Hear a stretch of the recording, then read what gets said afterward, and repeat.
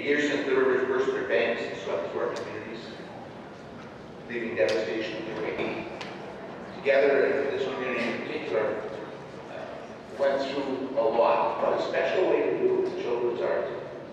Children are always the hope for the future. I wear my children's first pin all the time, because what governance really is about is our hope for tomorrow, our hope that we can create that kind of place where our children and grandchildren live with a dream and maximize their potential. For some, it may seem like the floods happened a long time ago. For others, it will be like only yesterday, especially for families and friends of the 5 Albertans who lost their lives.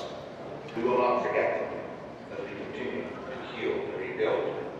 Calgarians were witnesses to incredible heroism.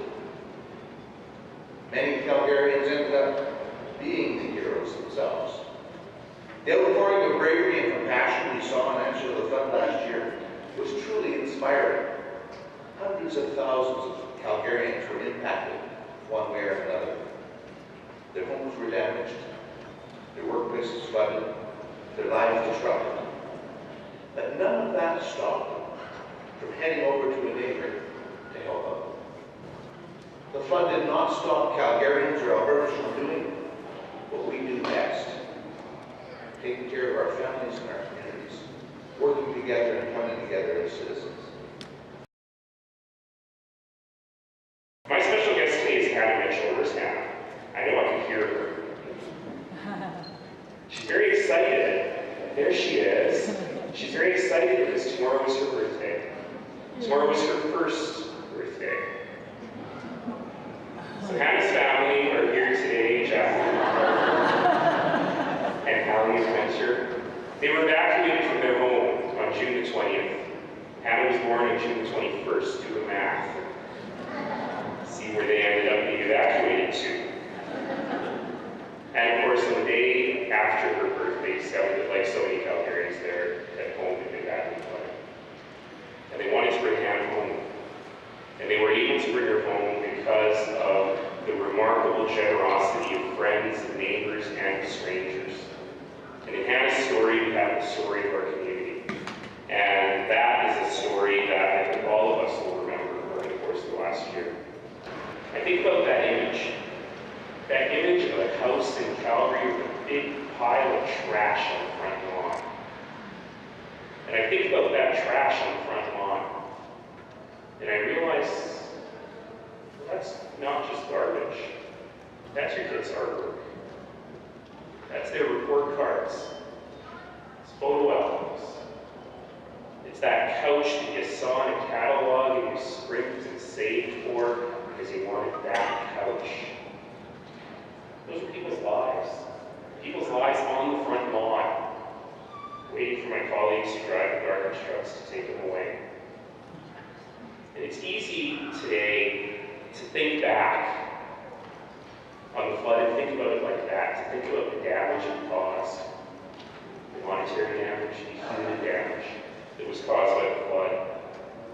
But today, I prefer with all of you to think about something else. I'm surrounded by boots on this stage.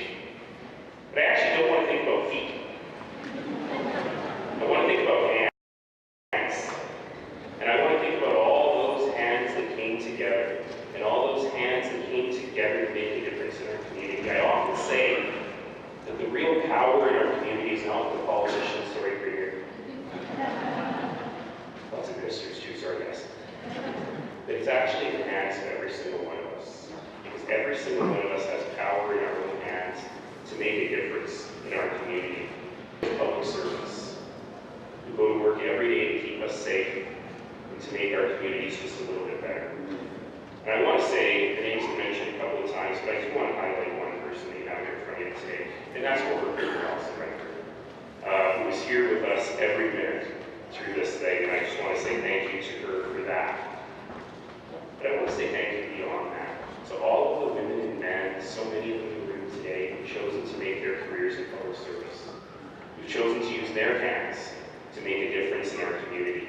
Last night, I went to the annual employee recognition event that we do here in the city of Calgary. Every year at that event, I have the job of giving out the big award, the corporate award,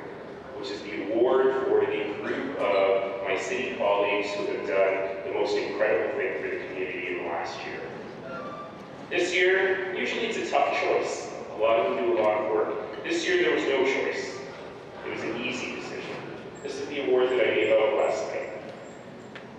And I actually gave that award to every single one of my City of Calgary colleagues. Every single one of them for the work they did, whether they worked in the Emergency Operations Center, or drove buses, or fixed roads, whether they worked with the most vulnerable people in social services, or kept the IT going, or if they were recreation staff who suddenly found themselves running refugee centers, if they were the communication staff, folks who work at 311 and 911, using technologies they didn't really know how to use to make sure that everyone had the information that they needed. Every single one of them used their hands to make this community better. Every single one of them showed the best public service. I just want to share with you some numbers. 1.5 days, they completely rebuilt the Cloud Trail. By the way, I often say, you can completely rebuild the Cloud Trail in 1 day. Still don't have a good answer to that question. 80% of Calgary's road network back in a week. 24,000 loads of flood waste received at the City of Calgary landfills in the first week. By the end of July, city crews have done over 18,000 property inspections.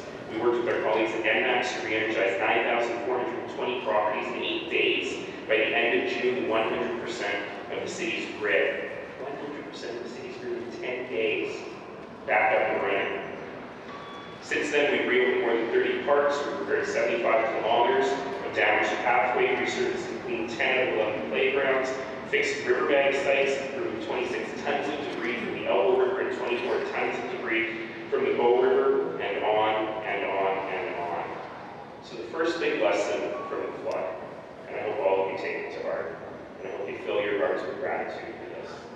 The first lesson is just how blessed we are to live in a place where government works. And to live in a place where public servants go to work every single day of the year to make sure that our communities are better. And to them, I say on behalf of all citizens,